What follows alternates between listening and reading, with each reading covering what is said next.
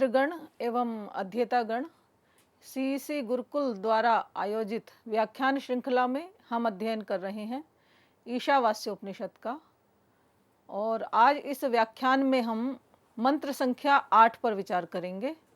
और मंत्र संख्या 8 के विषय को हमने पिछले व्याख्यानों में भी कुछ विचार किया था, तो उसके कुछ भाग पर हम विचार करेंगे और पूर्व जो उसका विषय संपन्न हुआ था उस पर भी कुछ हम चिंतन करेंगे। तो सबसे पहले मंत्र का पाठ करेंगे। ओम सपर्यगाच्छुक्रमकायमव्रण मस्नाविरं शुद्धमपापविद्धं कविर्मनीषी परिभुः स्वयंभूर्याथा तथ्यतोऽर्थान् व्यदधाच्छाश्वतीभ्यः समाभ्यः। तो जैसा कि आप सब जानते हैं, इस मंत्र में आत्मा के स्वरूप का वर्णन किया जा रहा है। यही आत्मा परमात्मा के नाम से भी जाना जाता है। तो आत्मा का वो रूप जिसको कि हम परम आत्मा के नाम से भी जानते हैं, शुद्ध चैतन्य के नाम से भी हम जो है व्यवहार में प्रयोग करते हैं। तो उसके कुछ लक्षणों पर हमने विचार किया था। जैसे कि हमने सबसे पहला जो उसका लक्षण था वो था सह परि अगात। तो संक्षेप में हम जो पूर्व कक्षा में हमने पढ़ा था उस पर थोड़ा सा चिंतन कर लेते हैं। सह परि अगात, इसका अर्थ हमने विचार किया था कि वह परमेश्वर सब ओर गया हुआ है, सब ओर परमेश्वर की ही विद्यमानता है। ये जड़ चेतन समस्त चराचर जगत परमेश्वर से व्याप्त है। तो ऐसा इस पर हमने खूब विस्तार से चिंतन कर लिया था। अग्रिम शब्द है शुक्रम। परमेश्वर कैसा है? शुक्र है। शुक्र अर्थात शुद्ध स्वरूप है, और शुक्र का अर्थ होता है ज्योतिष्मान है, ज्योति स्वरूप है। तो ये भी हमने अर्थ किया था। और महर्षि दयानंद के अनुसार शुक्रम का एक और हमने विचार किया था, शीघ्रकारी है। वह परमात्मा सबसे शीघ्रकारी है, अर्थात इस सृष्टि की उत्पत्ति, प्रलय और पालन पोषण करने में, उसको जिस कार्य में को करने में जितना समय चाहिए उससे कम समय में वो उसको संपन्न कर देता है। और अग्रिम लक्षण है अकायम। परमेश्वर क्या है? किसी भी प्रकार की देह से रहित है, उसकी कोई काया नहीं है, किसी भी प्रकार की काया से रहित है। आगे उसका एक लक्षण था अव्रणम।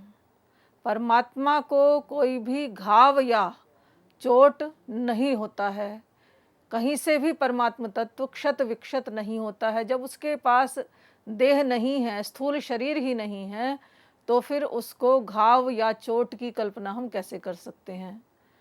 और आगे कहा अस्नाविरम।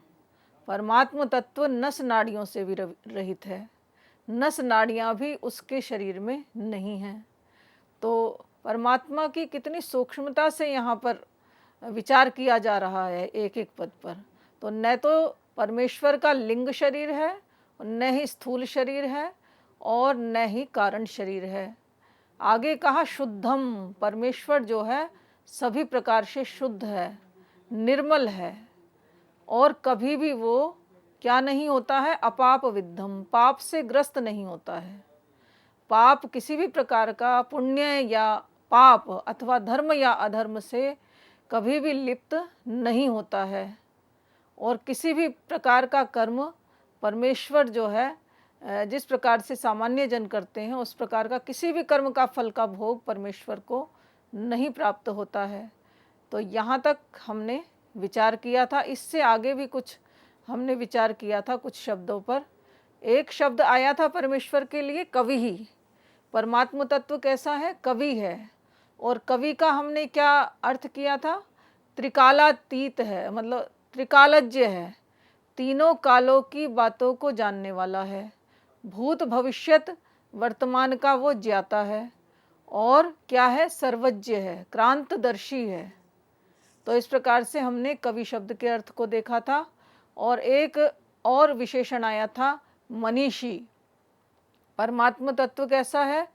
मनीषी है, मन का ईशिता है, सभी के मन को जानने वाला है, छिपकर किए हुए कार्यों को का भी वह ज्ञाता है, और मन बुद्धि अहंकार में जो चल रहा है उसका भी ज्ञान उसको होता है, और आगे क्या हम विचार करने वाले हैं उसका भी ज्ञान परमात्मा तत्व को होता है।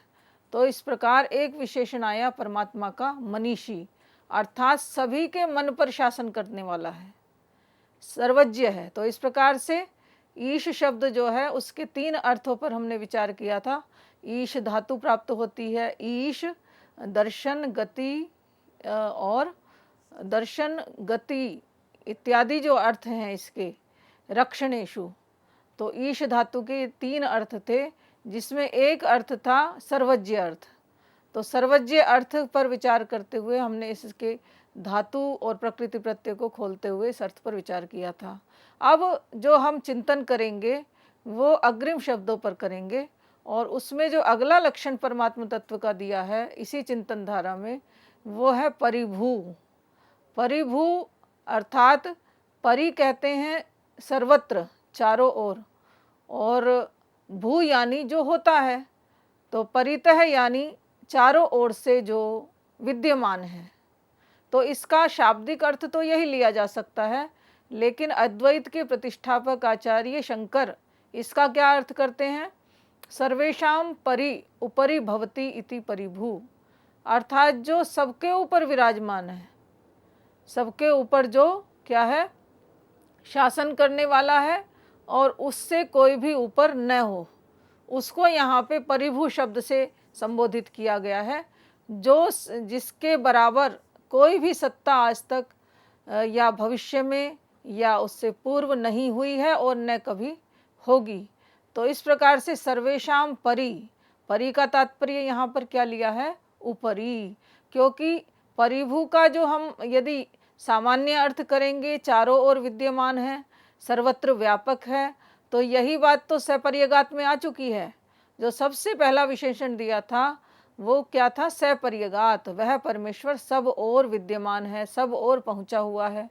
तो उस सामान्य अर्थ को छोड़ करके जो विशेष अर्थ है, जो इसका व्यंग्यार्थ निकल रहा है, तात्पर्य से अर्थ निकल रहा है कि वह परमेश्वर सबसे ऊपर है, उससे ऊपर कोई भी पदार्थ नहीं है। तो वो पदार्थ की दृष्टि से या फिर अपनी सत्ता की दृष्टि से जिस भी प्रकार से माने, उसके समकक्ष भी कोई नहीं है, और उससे ऊपर की तो बात ही छोड़िए।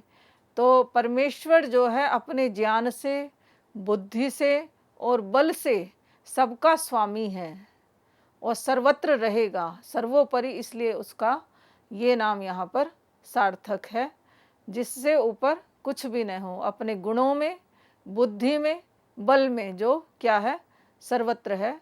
यदि इस अर्थ पर हम थोड़ा और विस्तार से विचार करें तो महर्षि दयानंद की व्याख्या को भी यहाँ पर हम देख सकते हैं। तो महर्षि दयानंद ने अपने भाष्य में लिखा है, परिभू अर्थात दुष्ट पापियों का तिरस्कार करने वाला है। वह अपने सर्व सामर्थ्य से सर्वोपरि तो है ही, किंतु दुष्ट और पापियों का क्या करता है? परिभव करता है। परिभव यानी तिरस्कार करता है। तो तिरस्कार करने का वो अभिप्राय कतई नहीं है जो कि हम सामान्य जन जानते हैं। किसी को निम्न दिखाना, कोई श्रेष्ठ जान करके स्वयं को अपने से कम धन वालों को या फिर कम बुद्धि वालों को तिरस्कृत करता है, तो वो अर्थ नहीं है यहाँ पर। तो तिरस्कार करने के भाव को यदि हम समझें तो शब्द अलग हैं, किंतु महर्षि दयानंद ने भी बिल्कुल उसी अर्थ का समर्थन किया है जो कि शंकराचार्य जी ने किया है कि परमेश्वर ज्ञान में, बल में, बुद्धि में सर्वोपरि है। कोई कितना ही अपने आप को शक्तिशाली माने, धन की दृष्टि से शक्तिशाली माने, बल की दृष्टि से शक्तिशाली माने, या फिर बुद्धि की दृष्टि से शक्तिशाली माने, किंतु परमेश्वर क्या करता है? उन सब के सामर्थ्य से अधिक शक्ति उसके पास है। और ऐसे लोग दुष्ट, जो कई बार दुष्ट और पापी लोग अपने से निम्न वर्ग को क्या करते हैं? कई प्रकार से पीड़ित करते हैं। तो उन दुष्ट पापियों का परमेश्वर क्या करता है? पराभव करता है, तिरस्कार करता है। अर्थात उनके जो कर्म हैं, जो गलत कार्य हैं, दुष्ट कार्य हैं, उनके कर्मों को दे करके, कर्मों के फलों को दे करके उनको निम्न योनियों में जो है स्थान मिलता है। तो ये किसका कार्य है? ये सर्वज्ञ सर्वद्रष्टा परमात्मा का ही कार्य है। तो ये भाव यहाँ पर लेना चाहिए। दुष्ट पापियों का क्या करता है परमेश्वर? अपने सामर्थ्य से पराभव करता है और उनको उनके अनुसार कर्म योनियों में भेजता है। तो ये परमेश्वर के सामर्थ्य को द्योतित करता है ये शब्द, जो कि बड़ा ही महत्वपूर्ण है।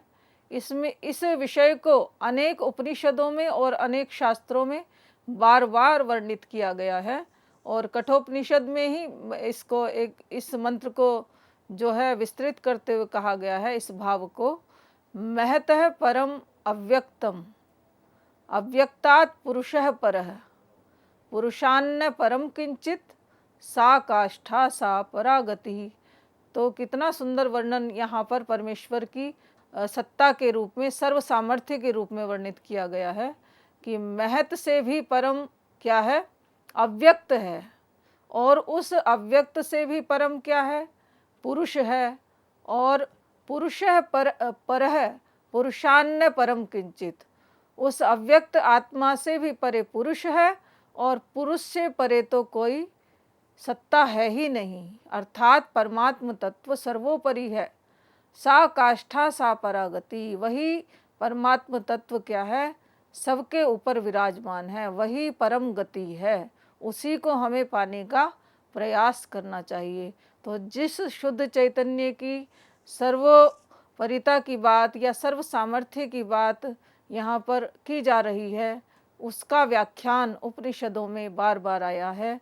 और एक स्थान पर कहा गया है कठोपनिषद में, इंद्रियेभ्य परायहर्ता। इस बात को बड़ी सुंदर रीति से वहाँ समझाया गया है।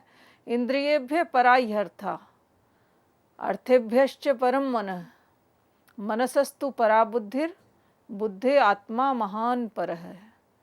तो इसमें इंद्रियों से सूक्ष्म किसको बताया गया है? उनके विषयों को बताया गया है। विषयों से भी परे क्या है? मन है। मन के सामर्थ्य से भी परे क्या है? बुद्धि का सामर्थ्य है।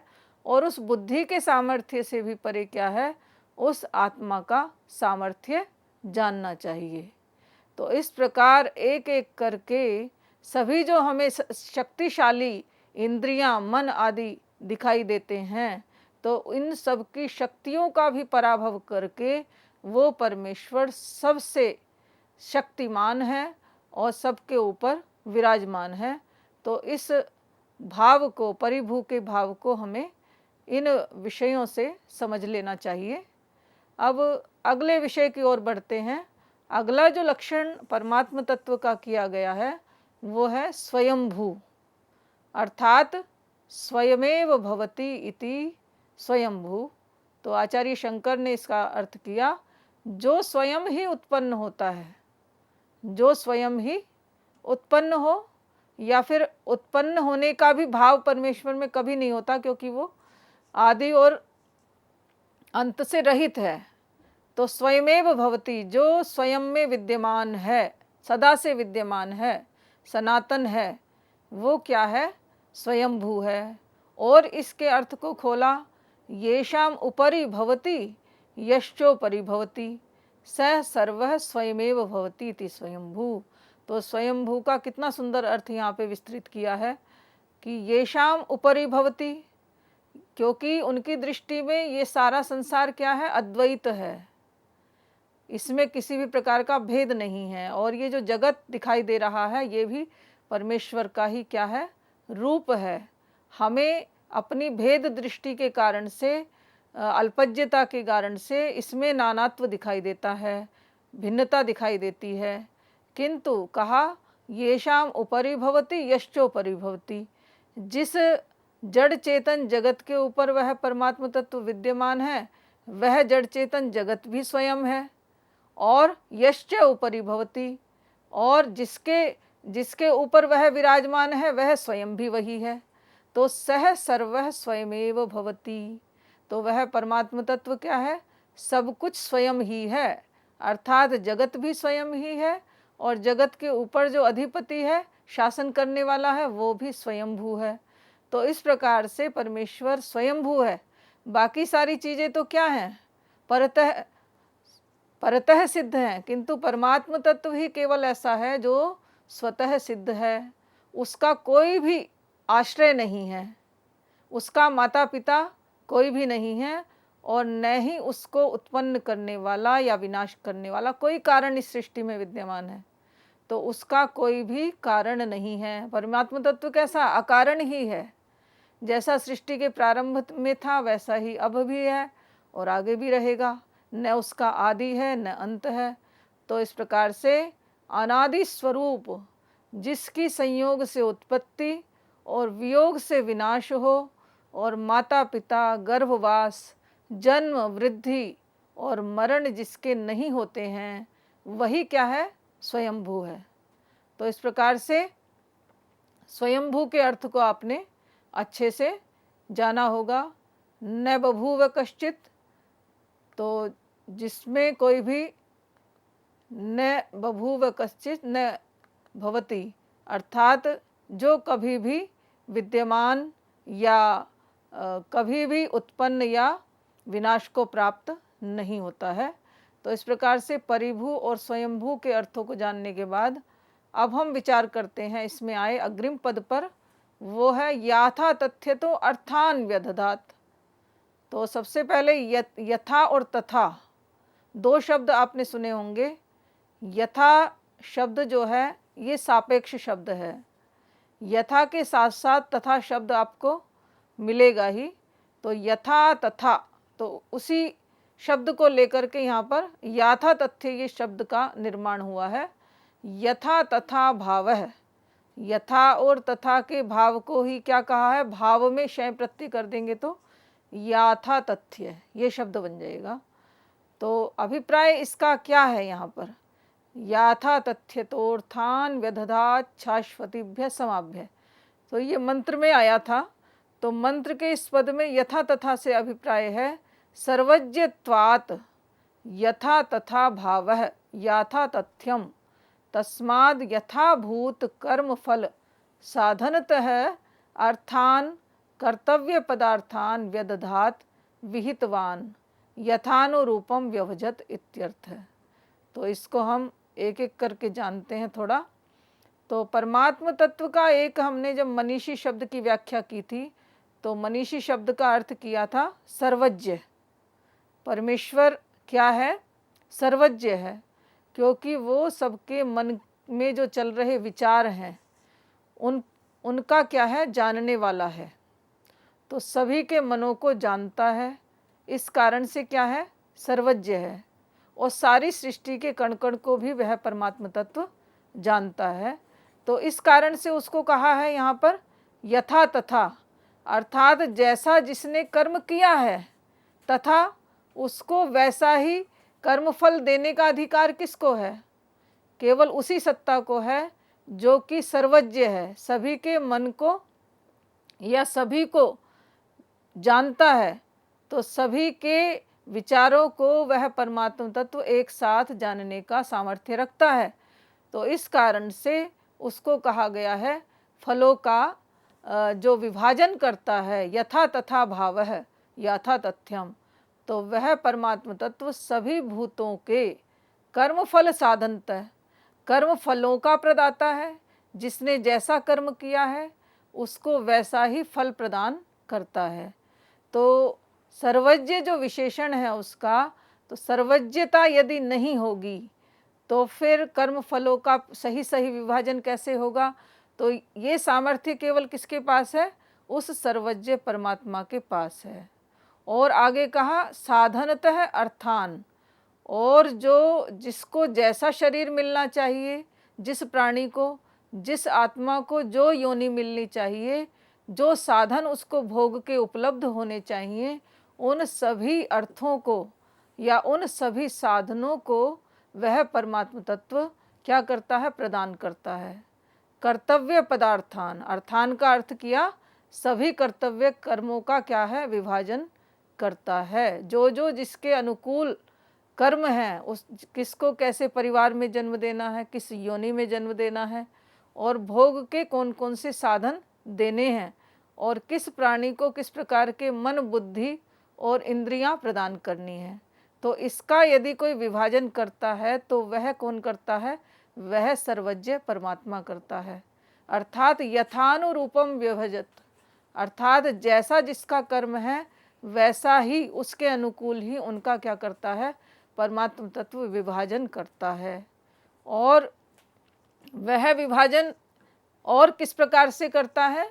शाश्वतीभ्य समाभ्य, अर्थात शाश्वत कहते हैं नित्य को, समाभ्य यानी संवत्सराख्येभ्य प्रजापतिभ्य इत्यर्थ। संवत्सर का जो अर्थ यहाँ पर किया है आचार्य शंकर ने, वो किया है प्रजापति। और प्रजापति जैसा कि हमने पूर्व मंत्र में भी जाना था, अनेजदेकम मनसो जवीयो, उसमें एक अंतिम पद में आया था मातरिश्वा तस्मिन अपह ददाति। तो ये जो मातरिश्वा है, प्रजापति है, उसमें उस शुद्ध चैतन्य की विद्यमानता में क्या करते हैं? ये प्रजापति अपने अपने कार्यों को करने में समर्थ होते हैं। तो जितने भी प्रजापति हैं, जैसे कि इंद्र देवता, वरुण देवता, चंद्र देवता, इनकी जो ड्यूटीज़ हैं, इनके जो कार्य हैं, ये सभी कार्यों को संपन्न कराने का आश्रय क्या है? वो परमात्मा तत्व है। तो इसको हम थोड़ा और विचार करेंगे अग्रिम कक्षा में। तब तक के लिए धन्यवाद।